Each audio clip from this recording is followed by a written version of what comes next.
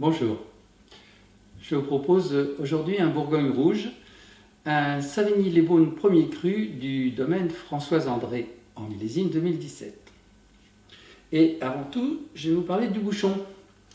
Ce sont des nouveaux bouchons synthétiques et recyclables d'une société qui s'appelle Ardécéal. C'est certainement l'avenir parce qu'il y a eu beaucoup de problèmes avec le liège. Et disons que ça permet une fabrication très régulière, sans souci, sans faux goût. Et si c'est recyclable, ma foi, c'est parfait. Le domaine Françoise André, c'est une dizaine d'hectares en Côte-de-Beaune, ce qui est déjà pas mal. Avec toute une gamme d'appellations, de Pommard jusqu'à Pernan-Vergelès. Le domaine Françoise André n'est pas le seul à proposer des vins intéressants dans ce secteur. Je vous ai déjà parlé du domaine du Breuil-Fontaine et du domaine Rapet. L'intérêt du domaine Françoise André, c'est notamment qu'ils sont en bio depuis une bonne dizaine d'années. Concernant ce Savigny-les-Beaunes premier cru, il s'agit du climat Les Vergelès. Le climat Les Vergelès est à la limite de l'appellation Pernan-Vergelès. D'ailleurs, ce climat existe aussi sur Pernan.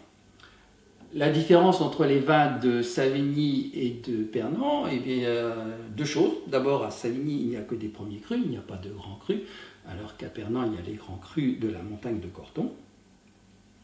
Et puis, les vins de Savigny sont en général plus légers qu'à Pernan-Vergelès, mais aussi avec des cours intéressants qui en font souvent des bons rapports qualité-prix.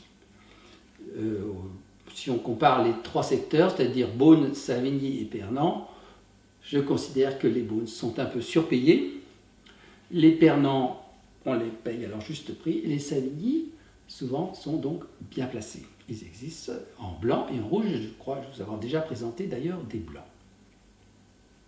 L'intérêt de cette cuvée, eh bien, c'est quand même des vignes qui ont un âge moyen de 70 ans. Ce qui sous-entend que la parcelle est avant tout plantée en sélection massale, ce qui n'est pas toujours le cas, loin de là, aujourd'hui, dans la Bourgogne. Le domaine, en fait, date des années 80, même 83, donc autrement dit, le domaine a exactement 60 ans aujourd'hui. 50 ans, pardon. Et donc, il a été, ce secteur là, de Savigny, le premier cru, ça a été la première parcelle qui a acté la naissance, si vous voulez, du domaine. 2017 est un beau millésime, je vous en ai déjà parlé. Et donc, 6 ans après, presque, 6 ans, ce sera le cas à l'automne, le vin devrait être bien développé, nous allons goûter ça.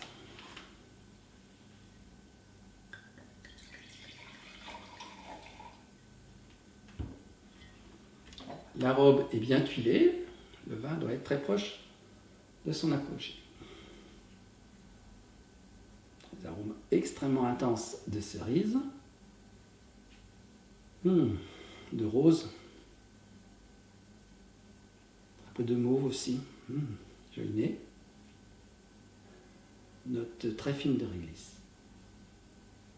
Le vin est une belle couleur, dense, soutenue pour un pinot noir, ce qui suppose une concentration satisfaisante.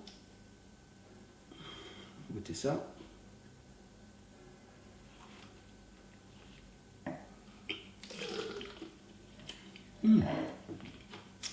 Belle concentration qui est due en très bonne partie à cause de ces vieilles vignes, c'est une évidence. Je vous rappelle que les rouges à Savigny, il y a quand même deux styles de vin, soit des vins plus légers, qui peuvent rappeler les Beaunes, soit des vins plus corsés, comme celui-ci, qui rappellent ceux de Pernan, plus au nord. Voilà, c'est une région qui est intéressante à explorer, parce que les prix dans l'ensemble restent raisonnables. J'exclus bien sûr les grands crus de la montagne de Corton. Il y a aussi le petit secteur de Corrèze-les-Beaunes qui est moins à côté. Une des raisons, c'est qu'il n'y a pas de premier cru.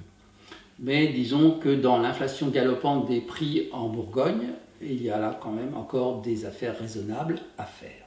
À bientôt.